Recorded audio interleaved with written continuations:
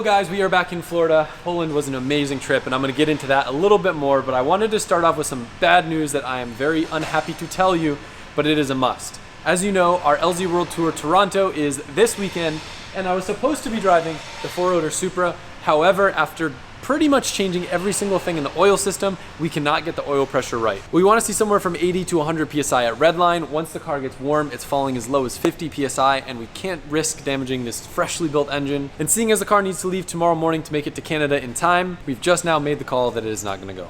The good news is the E36 is ready to rip, or I should say ready to rip, minus a few cracks on the subframe from all that grip that thing has. So a couple little repairs to that thing and it'll be good to go. If you haven't seen or heard this car in person, it's an absolute monster. It's one of my favorite cars to drive, and I know that a lot of you guys have been commenting that you wish you saw me have it at Drift Masters. Now, if you didn't see some of my earlier content talking about Drift Masters, the original plan was to send the E36 to Poland, but the timeline got a little bit too close and I didn't want to send it over there without the 3.4. And in retrospect, I think that was a great decision because the 3-liter without nitrous would not have cut it. With that being said, I know that I mentioned this briefly in the past video, but I did have an amazing time at Drift Masters. It was very cool being a part of the series, and even though I turned like 5 laps on the track, it was very cool to see the camaraderie among the drivers. Everyone was super nice. I had a lot of great conversations with drivers, team members, and the fans from all over Europe that come out to watch. Like, probably some of the best interactions I've ever had in a drift event, and I'm hoping that I can figure out some way to send the E36 over there for maybe a round or two next year. What would change on the car? Probably go back to the 3.4, and since they don't have any sort of weight rules, I could lighten it up some, and then I'd get to run a smaller tire like they run, but it would be much stickier. So maybe this winter we'll do a refresh on the E36 if that's the plan, but for now, we're setting this thing up to run street tires because that's what we run at the LZ World Tour. It's really good for consumables and it makes the battle super tight and the cost much lower for the drivers. Now, before I went to Poland, I did 2 practice days here, and I do think it helped quite a bit. One was with the E36 and one was actually with the coupe over there, but I didn't have time to post any of that, so I'll put it in the video here. As you guys might know from past videos, I'm lucky enough to be a part of the GoPro family, and I just came home to the Hero 12 that hasn't even come out yet in my mailbox. And I'm gonna give you guys a first access sneak peek at some of the new features as well as get some test clips with it. Oh heck yeah, I haven't even gotten to try the Max Lens Mod, and this one has Max Lens Mod 2.0, and this puppy's gonna give us 38% wider shots. Now from the outside, the camera looks very similar to my 11, but it's actually got some cool blue speckles on it too. Like the 11, it does come with the Enduro battery, which gives it better performance in cold weather and up to 40% longer run times, which goes hand in hand with my favorite feature of this new camera, and that's that they've optimized it to have even longer run times in all modes, up to 2 times longer run times. So technically right now, we're shooting in 4K with 8:7 aspect ratio.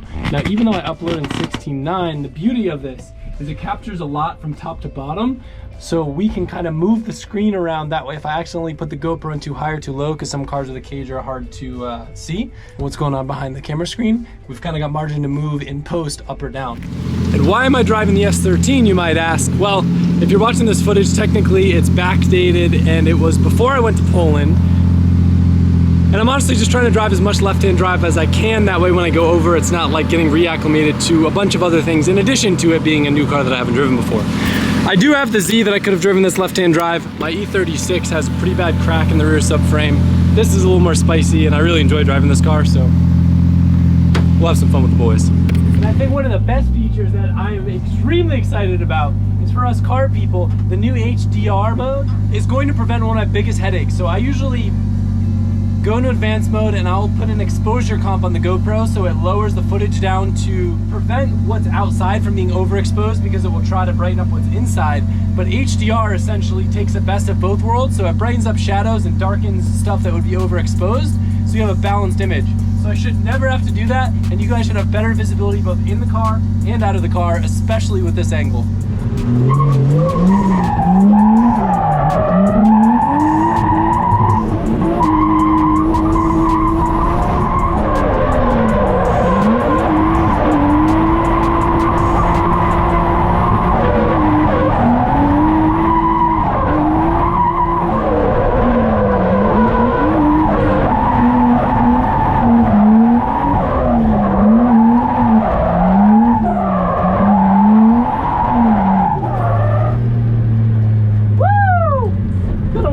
I've thrown this thing around. That's a good time.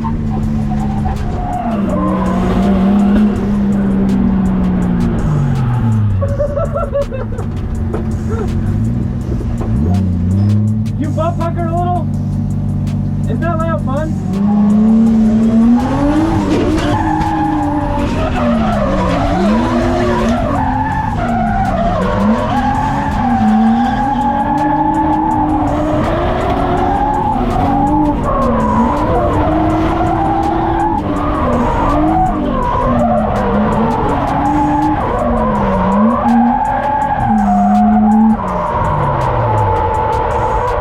You forget to eat your cereal or something this morning?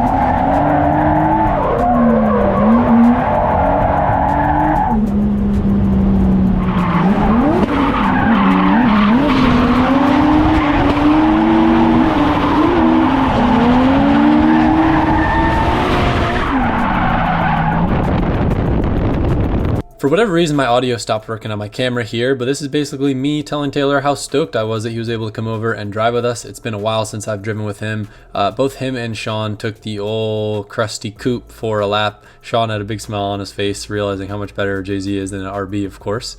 But yeah, we had a good time, and looking at the footage on the GoPro, I was so stoked on how crisp everything came out and how balanced the picture was. I'll put a photo up here just comparing the two with HDR versus like what it would look like with an overexposed outside. I'm very thankful that GoPro gave me first access to the new Hero 12, and I do think that in addition to all the amazing features, the HDR function is going to be huge for people that make drift content, driving content, racing content, reviews. It's something that I have had a big need for personally, and I'm sure you guys could tell a difference in the footage. I want to give a massive thank you to GoPro for not only sponsoring this video, but for making the cameras that have literally documented every moment of my drifting career from, well, my first donuts all the way up to my first Formula Drift win. If you want to find out more of their new Hero 12, check out the description. I'll have some links with everything you need to know.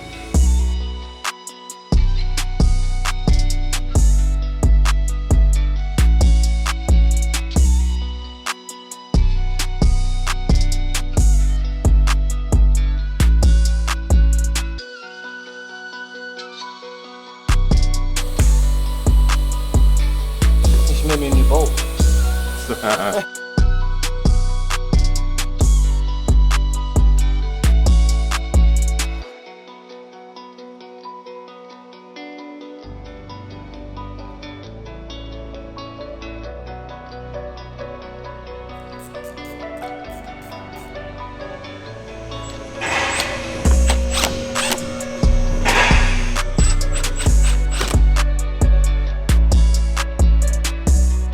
While my brain is still turning after Driftmasters, two other big changes I would make to the E36. They really aren't Driftmaster specific, but like things that would be done for any legit competition.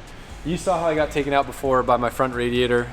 It's cool and I like it for weight balance, but when you're driving aggressively and you boop someone, a radiator leak will take you out. So this thing will probably need to go rear radiator, which will allow us to push the intercooler farther back. So we'll have a lot more crash zone in the front versus this being so close. And we won't have to run headlights because they don't run headlights. Race cars don't need headlights because the track is always lit. We don't have to run a passenger seat. I think we'd save any weight from tubing the front, like a little bit. Say way? Oh, yeah. I know. What? Bleep out what you just said. Oh. Because that's actually, that's a plan. That's a plan. 2J Battleman. What would that save? I thought about that. I looked into it, and I think the benefit doesn't outweigh the cost. Oh. Like it'd be cheaper for me to lose 50 pounds than to buy Built Block. Yeah, I could lose 50 pounds, so I wouldn't look pretty. If you turn sideways, you disappear. What about if somebody else eats the cost? What? What about if somebody else eats the cost? Like so, are you offering to give me Built Block? No. This video is sponsored by Johan. Yep. No. No. Yeah, I was thinking about like maybe like chop 2 cylinders off of it. Yeah. Oh, yeah, we got a motor for that. Yeah, we do. Well, That would be an expensive spare, So though. quiet. people are gonna think that we're talking about what we weren't actually talking about. Oh, We that were 2-rotor. talking about something else. We actually do have parts stashed to make this thing even lighter that we didn't even have time to put them on this year. Remember? Oh, yeah, that's right. Those. Yeah, they turn and go in circles and help. Bleep out that last part. We can't be giving away all our secrets. We gotta save some content for the future. Oh, my bad. What other secrets can Johan reveal? The wheels that. One of those cement Wait, target bleep. balls. Oh, you talked about it before. What? The E37s? I do want to get TE37s. I just feel like no one's putting TE37s on builds, and it just make the car a lot more unique. Like it's not a common wheel that you see in anyone's cars ever.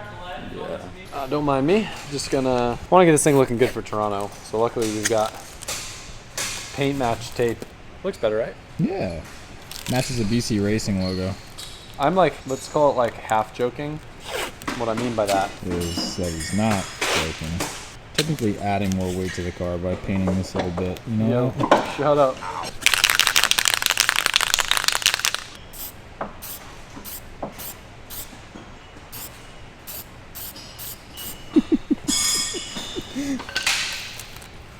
God damn. Looks good, right? Not bad. I didn't know Ray was in here. You're right. I guess I missed the corner a little bit. Looks but like you just painted over plywood. it kind of does. Also, look who's here. Kurwa! Hey, hey! I know Polish now, so he came in and I said, what did I say? Actually, don't say what I said.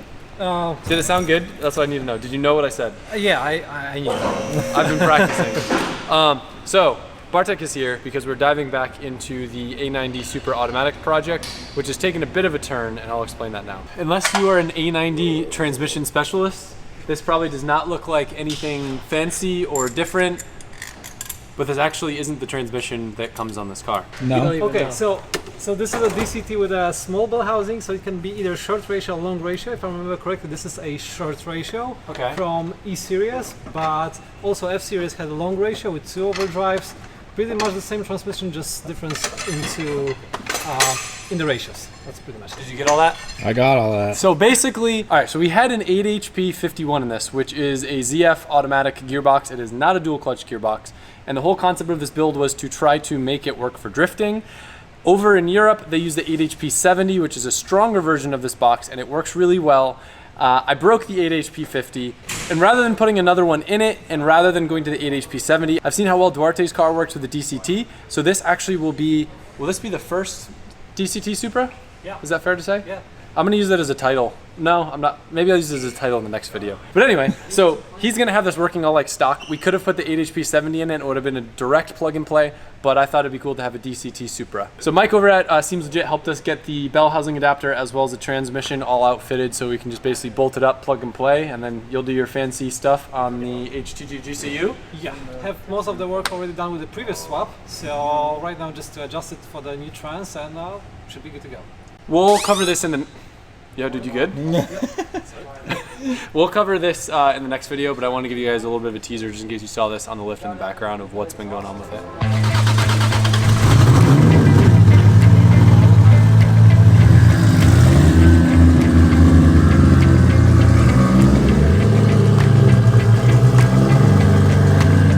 Since I'm bringing this thing to Toronto, I want to check one log on it. I didn't have a wideband since the last time I drove it. The car's tuned in open loop and it seemed like it ran fine. There's one little area that I want to see if it was rich or lean. So I'm going to do a couple hits in the skid pad, use my foot to the floor, and then just look at the logs, make sure fueling's good before we load it up in the trailer, send it up to Canada.